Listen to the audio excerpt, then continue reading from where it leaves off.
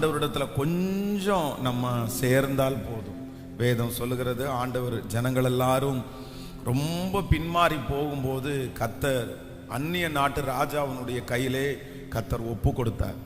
ஆனால் மறுபடியும் ஜனங்களெல்லாம் திரும்பின போது எத்தனை டைம் திரும்பினாங்களோ அத்தனை டைமும் ஆண்டவர் அவர்களுக்கு இரக்கம் பாராட்டி ஒரு இரட்சகனை எழுப்பினார், ஒரு இரட்சகனை எழுப்பினார், ஒரு இரட்சகனை எழுப்பினார்.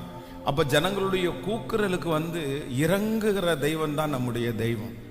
நம்முடைய ஆண்டவர் வேதம் சொல்லுகிறது, நொறுங்குண்டதும் நறுங்குண்டதுமான இருதயத்தை அவர் புறக்கணிவீர்.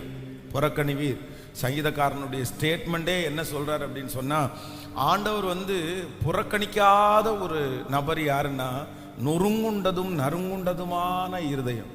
வேதம் சொல்லுகிறது, சாமுவேலை பார்த்து ஆண்டவர் சொல்றாரு, நான் புறக்கணித்து தள்ளின சவுலுக்காக நீ எந்த மட்டும் துக்கித்து கொண்டு இருப்பாய்? உன்னுடைய கொம்பை தைலத்தால் நிரப்பி ஈசாயினுடைய மகனில் ஒருவனை நான் ராஜாவாய் தெரிந்து கொண்டேன், நீ அங்க போ, நான் அடுத்த ராஜாவை பிளஸ் பண்றதுக்காக உன்னை அனுப்புறேன் அப்படின்னு சொல்றாரு.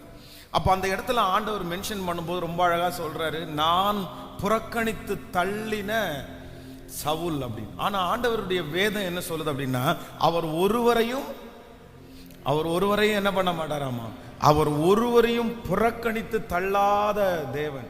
அப்படின்னா அவ்வளவு சீக்கிரமா ஆண்டவர் அவாய்ட் பண்ணிட மாட்டாரு. உலகத்துல இருக்கிற மனிதர்களை போல கர்த்தர் செய்ய மாட்டாரு. உலகத்தில் இருக்கிற மனிதர்கள் பார்த்தீங்க அப்படின்னு சொன்னால் சும்மா நம்மளை நிறைய பேர் புறக்கணிப்பாங்க. பணம் இல்லைன்னா வேண்டான்னுவாங்க, அழகு இல்லைன்னா வேண்டான்னுவாங்க, அறிவு இல்லைன்னா வேண்டான்னுவாங்க. அவங்க சிலரெல்லாம் வேண்டான்னு நம்மளை சொல்றதற்கு ரீசனே இருக்காது. அது ஒரு சாதாரணமான ரீசனாக இருக்கும். ஆனால் நம்மளை வேண்டாம். அப்போ உலகம் எப்பொழுதுமே இந்த ரிஜெக்ஷன் அப்படின்றது நம்ம உலகத்தினிடத்துல நம்ம ரொம்ப ஜாக்கிரதையாக தான் இருக்கணும். ஆண்டவருடைய பிள்ளைகளே, ஆண்டவராகிய இயேசு கிறிஸ்துவையே இந்த உலகம் ரிஜெக்ட் பண்ணுமானால் உங்களையும் என்னையும் எல்லா இடத்திலையும் எப்பொழுதும் எல்லாரும் ஏற்றுக்கொள்ள மாட்டார்கள்.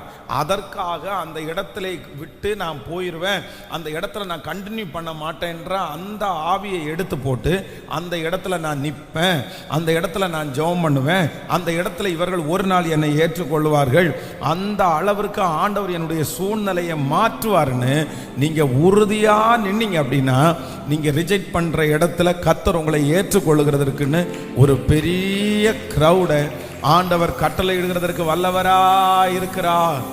ஹல்லேலூயா.